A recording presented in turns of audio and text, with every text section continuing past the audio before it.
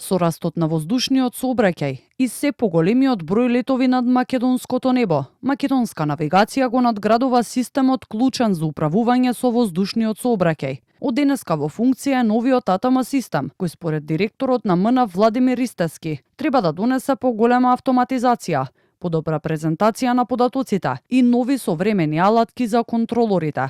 Очекувањата се надградениот систем да го намали оперативното оптоварување и да се овозможи поголем број на воздушни операции без компромис во безбедноста.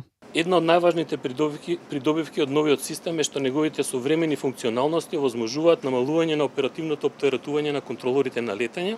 Тоа директно влијае врз зголемување на капацитетите на македонскиот воздушен простор, односно врз бројот на воздухоплови кои нашата контрола на летање може безбедно да ги прифати и обслужи во определен временски период. Модернизацијата на МНАВ, како што посочи Ристевски, ќе продолжи во наредниот период. Планирани се нови системи за полетно-слетните операции, нови ВОР навигацијски уреди, како и нов систем за побрза размена на воздухопловни пораки со соседните контролори на летање. До октомври се очекува да биде ставен во функција и новиот радар на Скопската контролна кула, кој моментално е во фаза на тестирање. Вице-премиерот и министар за транспорт Александар Николовски се осврна и на историјата на набавка на АТМ системот и на радарот, посочувајќи дека процесот бил заглавен со години од страна на претходното раководство. Набавката е започната уште во 2014 година, а договорот е склучен во 2018 година со италијанската компанија Леонардо.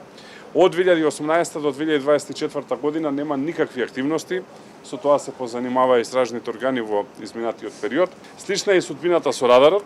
Имено радарот, првпат договорот е подпишан во 2022 година, но до 2024 година нема никакви активности.